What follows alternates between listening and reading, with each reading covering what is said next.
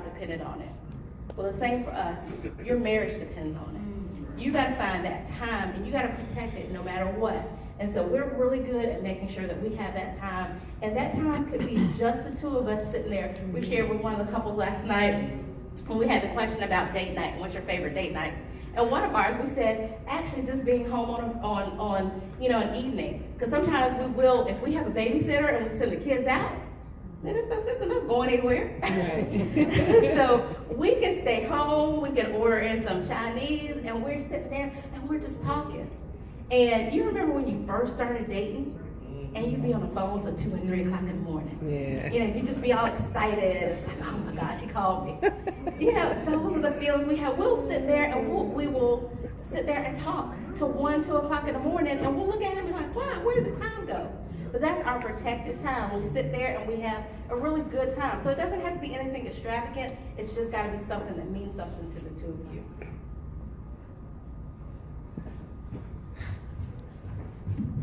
How many of y'all pray together? Yeah. How many of y'all say grace together? How many of y'all have corporate prayer together? So corporate prayer is spending time together, and other than the normal morning, noon, and maybe evening time for grace. So in other words, how many of you just get up in the morning, I'm gonna cover my wife. I'm gonna pray for her. I want her to have a great day. I want her to do and be the best that she can be. How many men really cover your wife? Just as Christ covered the church. We gotta be the protectors of our women. Amen. We gotta be protectors of our women. And this is something I didn't know until we got married. And this is something I learned from another retreat. That you got to pray together other than when you sit down to eat for the kids or you go on a trip. And somebody asked me, well, how do you pray together? I said, start where you are. It's simple.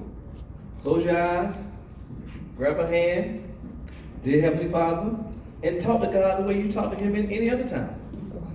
It's simple. And it don't have to be long, elaborate, just meaningful. Simple. Dear Heavenly Father, I'll help some guys out who want to do this. Dear Heavenly Father, thank you for this day. Thank you for this marriage. Thank you for this opportunity. Thank you for my beautiful wife. I pray that she continues to have greatness and do great in whatever she does and whatever she chooses to do. Now cover us together. May we continue to be great in all that we do. These and all blessings we ask in your Son Jesus' name, Lord, we pray. Amen. Amen. Just that simple. Just that simple. Be comfortable wherever you are. Be comfortable. Again, it doesn't have to be okay, I got to get up here and I got to, this great prayer. You don't have to do that. Just be yourself. And then commit to pray daily. So in the morning, this is what I do. I'm the first one up in my house, typically, unless she has to do something else. Typically, I'm the first one up. So what I do, I'm the first one up and the last to go to bed, typically at night. Unless our 1-year-old needs to go to bed early, it's hard for me to kind of get back up once I'm asleep. So typically, I'm the first one up. So without her knowing, I'll touch her, and I'm praying for her, just in the bed. Simple. I'll get up, do my normal routine. I normally get up and do my daily devotion, and if you follow me on Facebook, I do a daily devotion every day. I send something out to the folk on Facebook. I keep it simple. And then at night, from time to time, when I feel like there's a spirit of discernment, I feel like something's not right in my house, I go from room to room to room to room. And I'll just pray in their room. I'll just sit and I'll just pray. Again, nothing elaborate, nothing deep. Lord, move whatever demon isn't here, whatever's not supposed to be in this place, just remove it.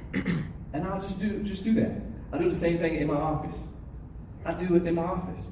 I tell my staff that. I'll come in early. I'll go from office to office. And I know my folk are going through some stuff. Everybody's going through something somewhere, sometime. If not, then you're dead.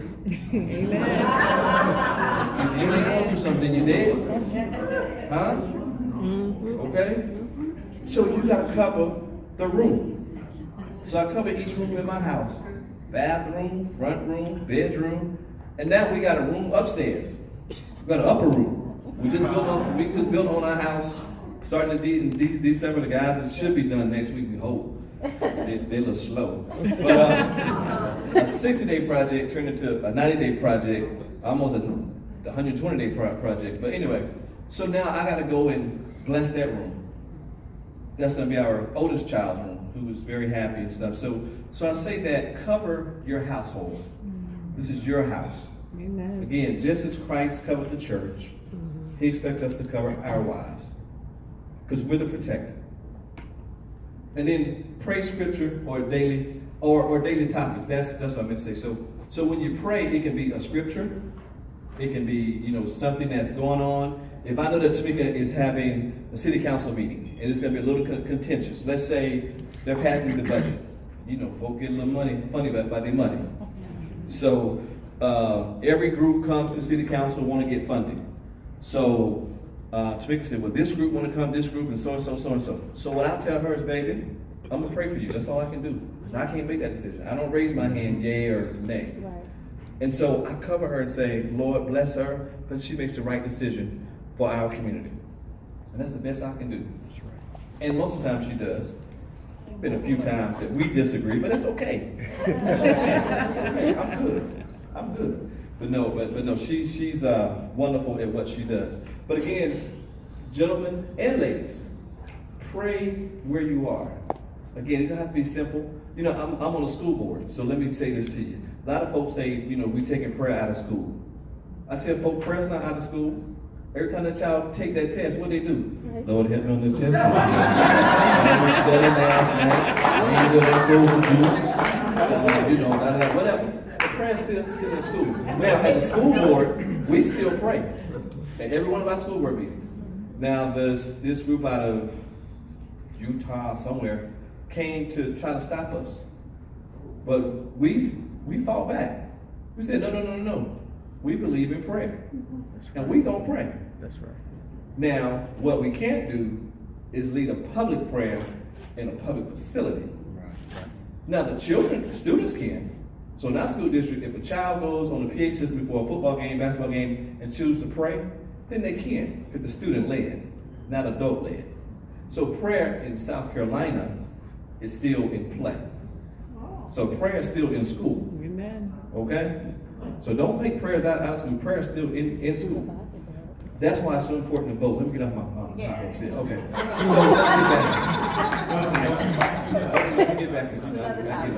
That's another time for another day. Come on, let me go. So we can move on. All right. So keeping God and family first. Did you know that if a child is the first person in the household to become a Christian, there's a 3.5% probability everyone else in the household will follow? If the mother is the first to become a Christian, there's a 17% probability everyone else in the household will follow. But if the father, who is first, there is a 93% probability everyone else in the household will follow. So gentlemen, we gotta lead our families to church. We gotta be there with them in church. And we gotta pray for them in church. Because that's where it all starts. God formed the union of you two. The two shall become what? One. All right. So guess what? If I hurt, guess what? She hurt. If she hurt, then guess what? I hurt. And I'm not going to do anything to hurt myself, so I can't hurt her. I can't hurt her. And vice versa. She wouldn't do anything to hurt herself, so she can't hurt me. Now, we may disagree, and this is what we do. We said this when we first got married. We will agree to disagree and move on. We don't have these bad arguments where folk just mad with each other, and we agree also not to go to bed mad. I know most of y'all know it, but that's a true statement. We don't go to bed mad. For what? We're still married at the end of the day. Yeah, you're still your own person. But remember, fellas, this is one of the best quotes, and I meant to put where I got it from, and if you ask me later, I can forward it to you, get it to the conference vote. But this was so powerful that is the father is first, there's a 93% probability everyone else in the household will follow. Again, father first. Amen. Okay? Amen. I think you will. So, to piggyback on that, that was our third and final tip is always keeping God and family first. Again, there's so many demands on your time. There's lots of things going on. But if you keep God first and your family first, everything else is going to be okay. You know, most people, the biggest question I get from lots of folks, especially when I'm speaking and they see my bio, I'm like, oh my gosh, how do you do all that? And I used to tell people, you know, I don't know, I just do it. But the reality of that was, I know where my priorities are.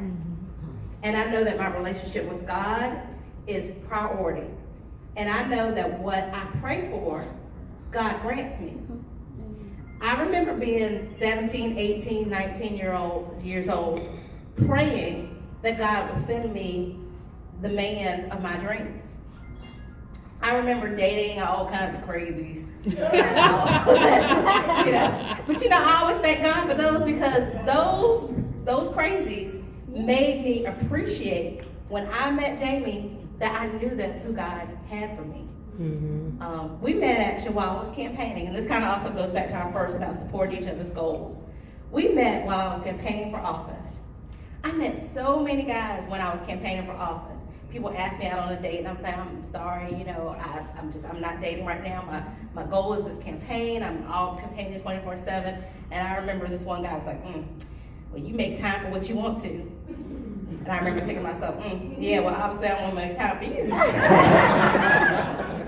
But when I met Jamie, he asked me out, and I said, I appreciate that, but my focus is on my campaign. And, you know, I appreciate it, but, you know, I can't do it right now. And he's like, okay, I respect that. I respect a woman with goals. He's like, how can I help you? Can I volunteer on your campaign? So he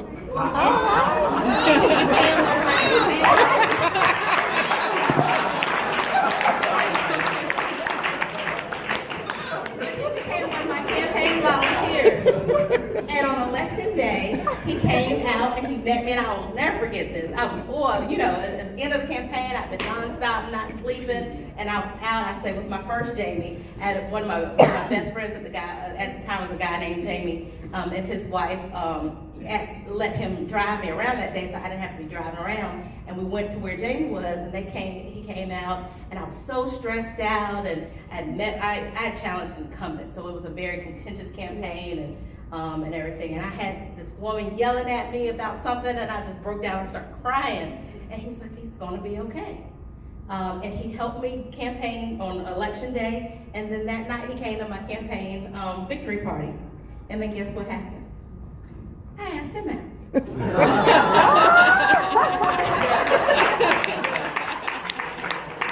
at that point, I knew that my prayers had been answered. You know, I prayed, when I prayed for God, I prayed that I would get elected, I got elected. I always prayed that God would send me a man after his own heart, someone who would take care of me and treasure me, and I knew that was it. So we went on our first date 2 days after my very first election, and we've been together ever since.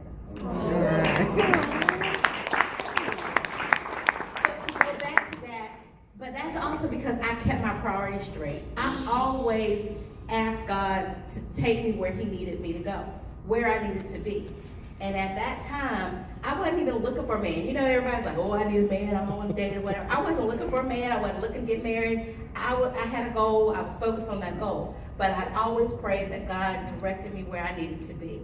And God directed us together and put us together. And so we keep God and family first. And so when I pray, you know, God help me take care of this, then he will do it.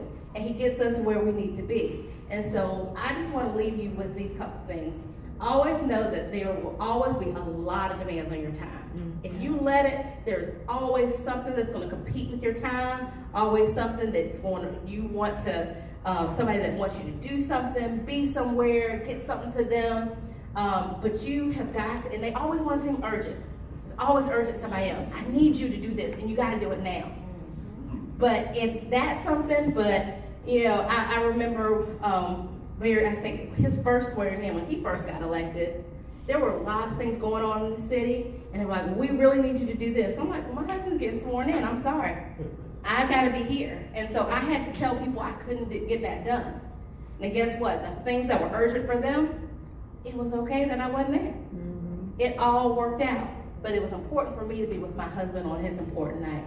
So don't let anything or anyone come between you, your family, and your family's relationship with God. Amen. And so just a couple things lastly for us is what we do, and Jamie talked about the father leading. We attend church as a family. We're getting up and we go to 8 o'clock service. So we get up and we go to 8 o'clock service. And Sundays is our day for family. So after church, we go to Sunday school. All the children have their own thing. And then after Sunday school, then we go to brunch together. And then at brunch, Jamie's asking the children, what did you learn in Sunday school? What did you learn in church today? And see, our girls, they like that whole little reward thing. And so I don't know why, but they love those little creamers that come with the coffee. And so he sits there and they want his creamer. And he said, okay, what did you learn in church today? And they know they've got to tell him, what did they learn in church today? What did they learn in Sunday school? And then he gives them their little reward. But then we talk about their goals for the week. You know, Tameika, do you have a test this week? What can mommy and daddy do to support you on that and help you on that? Make sure that you have this done. When you have a project, our 12-year-old used to be notorious for waiting until Thursday night to tell us she had a project due on Friday. So now on Sunday, we know that she has a project due on Friday, and so Sunday afternoon, it's like, okay, this is what Monday night, when you get home from school, this is what you're gonna do. So we make sure, and then we pray together. And everybody says, you know, the family that prays together stays together. And I don't want to go over everything that Jamie talked about, but it's just, I just want to reiterate how important it is about that prayer. Praying with each other and praying for each other. There are prayers that, you know, Jamie doesn't even know that I have for him. But I know what's going on with him. And I watch him, and you know your spouse. You know when they're stressed out about something. You know when somebody has made them mad. You know when there are demons that are after them and doing things. And so it is important for you to be praying for your spouse. And so always I'm praying for him. I'm like, Lord, cover Jamie. Help him today. As he's going out there, Thursday night, he had to go to a community meeting. He's doing a housing development for a low-income community. And y'all know that's the worst. When you got people coming out because they hear low income and they think it's going to be something that tears down their community and brings down their interest rates. And, you know, and I know my husband and I know what he builds is quality. So I knew what he was proposing was going to be great. And those people just had to have an open mind and see it. And so before he went to that meeting, I was praying for him and I said, you know, Lord, please open their minds and that they hear what he has to say. They realize that he's doing something that's good for the community. And so that night, the kids and I went to a basketball game, and he met us at the basketball game when he got out. I said, how was your meeting? He said, oh my gosh. He said, I just went in there and they were just all nice and this and that's because I prayed for him. I prayed that they would cover him, that he would be covered, and that they would listen, and they were grateful for what he had. And so just remember that as long as you keep your priorities straight and that you pray, prayer works. You pray and you keep God first, and then you pray that God covers your family, everything will be okay. Amen. Amen. Amen. So thank you guys so much for your time. So, I know we've covered a lot of things, but just lastly, if you guys want to get in touch with us or learn more about what we do and how we speak or invite us to come out, we'd love to share with you and your congregations or anybody, any groups that you're a part of. Our company is the Possibilities Institute, and our website is www.possibilitiesinstitute.com. Jamie's on Twitter at JLDivine. I'm on Twitter at TIDivine, and then I'm also on Facebook. And he mentioned he's on Facebook too. I didn't put that up here, but it's Jamie L. Divine on Facebook. But thank you guys. And then also, if anybody is interested in our books, we do have a couple copies up here. It's Born into Heaven. It is not just about the loss of a child. It is about how do you stay prayed up and rely on your faith on anything that you're dealing with, and we'd love to share that with you guys. But God bless. Thank you so much for your time today, and you guys have a wonderful rest of the conference. How much your book? Oh, okay. $10. $10. All right, but that is it. And who am I handing it over to? Yeah. Kelly, you're right. Stand there. So I know she told us we had 1 minute, like 30 seconds ago. So I guess you have a break till 10. Yes, we will 10:30? relax until they direct us otherwise. Okay. Get So someone be coffee, seated at whatever. 10:30. Tameika, I have a question. Oh, question is. So, what is the frequency or regularity of your protected time with your spouse? So her question was, what's the frequency of the protected time with the spouse? Honestly, our goal is once a week. Sometimes it ends up being, if we've been, and we do, we travel a lot.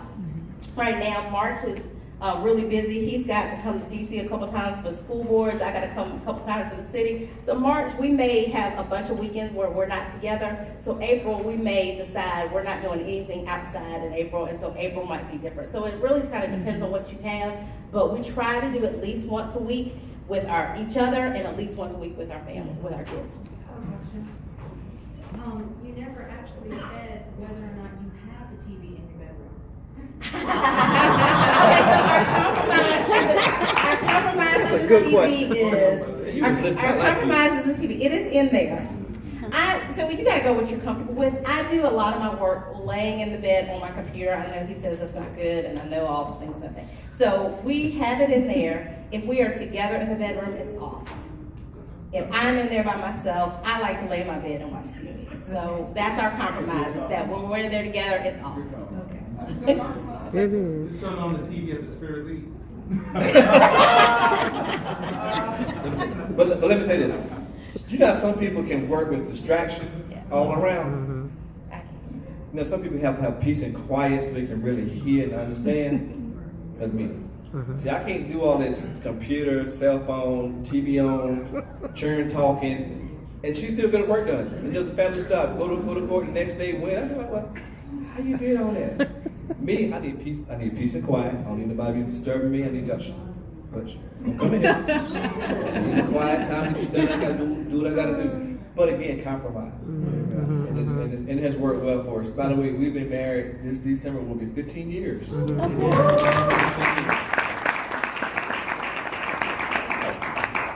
So I have a question. You referenced friendships and how both of you are each other's friend, and that's how it's supposed to be. And I know with us as a married couple, we've seen, like, from the wedding party to now, people kind of dissipate. So I wanted to know, is there a scriptural reference or something that says, like, your friends are gonna fall off and it's just y'all, or is this just wisdom? Because that's one of our big topics a lot with friendships. Right. So it feels like she said, everything's a season. Sometimes it feels like you're grieving because there are people that you were very close to, and then you get married, and they fall off, and you don't know what's going on.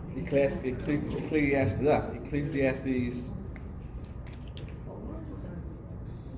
4 or 1? Whatever. There's a season for everything. Yep. 3. 3, 1? Okay, thank you.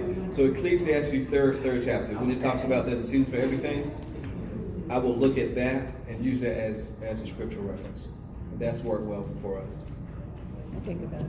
And I'll look back at some of the things that I've had and send it to you. But for us, I don't know if it's as much. I think it probably goes back to that verse, but it's not as much for that. But you've got to recognize that everybody, it is a season, and that everybody is just not equipped to go where you go. It doesn't mean they're bad people. That doesn't mean that they're, that you can't have a relationship with them in some form or fashion. But again, keeping God and your family first. If I have friends who and they're married or whatever, they go to the club, they do this and that, and that's just not, that's not keeping God and my family first. And so I know that God doesn't, they're not supposed to be in my life right now. So, yeah. Okay. Thank you, guys. Thank you. Guys,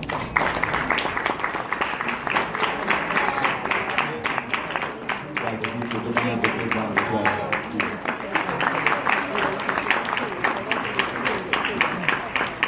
So we're going to take about